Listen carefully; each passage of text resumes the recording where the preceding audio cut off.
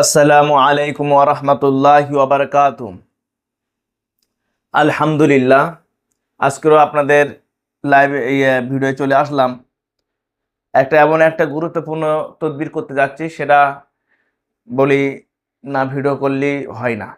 সেটা ভিডিও করা অবশ্যই দরকার, যাতে করে মানুষ জানুক যে একজন মানুষকে ক্ষতি করতে গেলে সেই যে ব্যক্তির আমি ক্ষতি করছি সেই ব্যক্তি যদি অন্য কারো কাছে ভালো মুদাব্বিরদের কাছে গিয়ে যদি তদবির করে, তার যে রিয়েক্টটা কী রকম হবে সে একটু জানা দরকার অবশ্যই।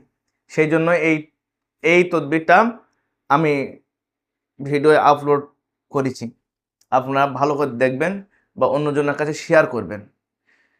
যে একজনের ক্ষতি করলে কতটা কষ্ট তার, সে যদি জায়গা মতন পৌঁছে যায় তাহলে কতটা কষ্ট তার নিজের হবে। তাদের সাংসারিক অবস্থায় বাড়ির ফ্যামিলিগত অশান্তি বাঁধিয়ে রেখে দিয়েছে। কারণ যে কিছু কিছু বাড়ির মহিলা আছে, অন্য বাড়ির মধ্যে সে শান্তি চায় না। সে নিজেই খাবে, নিজেই নেবে, নিজেই পরবে, নিজে সব কিছু করবে, সব জিনিস নিজের হলে সব সে ভালো। আর তার পাশে তার কেউ যা আছে, ননদ আছে, শাওড়ি আছে, তারা যদি নিতে চায় তার সহ্য হয় না। এইরকম একজন ব্যক্তি একটা ফ্যামিলি থেকে এসে কি করে, যে সেই বাড়ি সবাই সুখী শান্তিতে রয়েছে, তার পছন্দ হয় না। কেননা সে পুরো সুখী সে নিজেই উপভোগ করতে চায়। এটা কি সম্ভব না।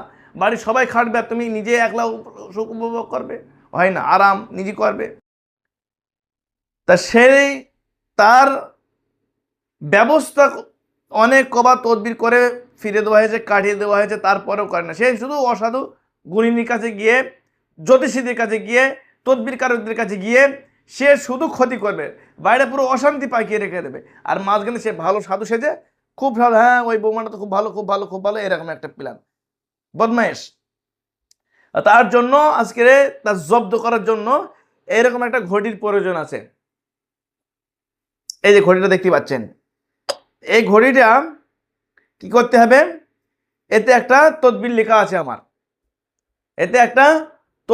আছে কড়া ধরে তদবির, যে কি ওকে জব্দ করার জন্য, ওকে দমানোর জন্য, ওকে বসানোর জন্য, যাতে করে ও বুঝতে পারে, নিজের ভুলটা নিজে বুঝতে পারে, এবং সংসারে শান্তিটা ফেরানোর জন্য যেন কোনো ধরনের আর কোনো গুণীর কাছে না যায়, খারাপ কাজ এবং খারাপ তদবির, খারাপ কোনো কাজে না যেন লিপ্ত হয়।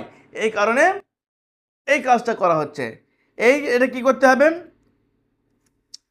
তদবিরটা হয়ে গেছে। তদবিরটা হওয়ার পরে এরকম ছোট একটা ঘর নিতে হবে। কেউ ঘড়া বলে, কেউ ছোট কলস বলে, যার পরিভাষায় যেরকম বলে, কিন্তু এরকম একটা নিতে হবে। নেওয়ার পরে মেশকে জাফরানে কালি দ্বারায় এর ভিতরে আর একটা তদবির লিখতে হবে। বিসমিল্লাহির রহমানির রহিম।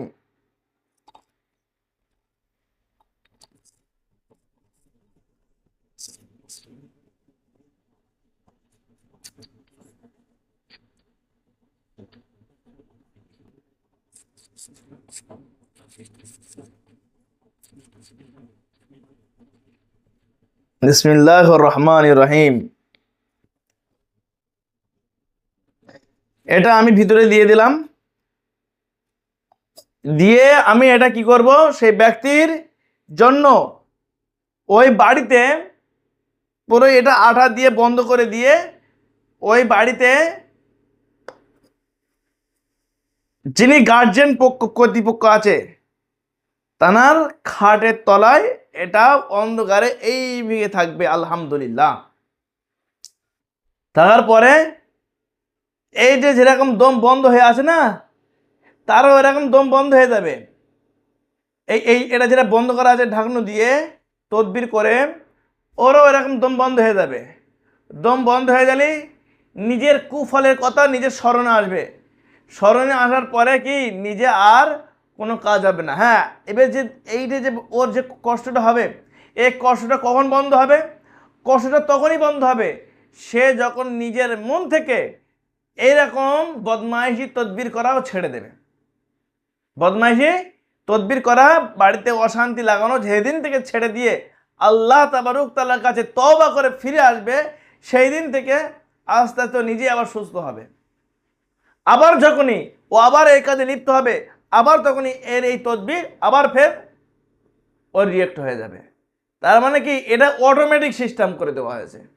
দেন ও যদি কাজ করে তাহলে ওর কষ্ট হবে, কাজ বন্ধ করলে কি হবে, ওর কষ্ট কমে যাবে। আলহামদুলিল্লাহ, আপনারা দোয়া করবেন এইরকম কিছু অসাধু মানুষদের কি ব্যবস্থা করার জন্য। আসসালামু আলাইকুম ওয়া রাহমাতুল্লাহি ওয়া বারাকাতুহু।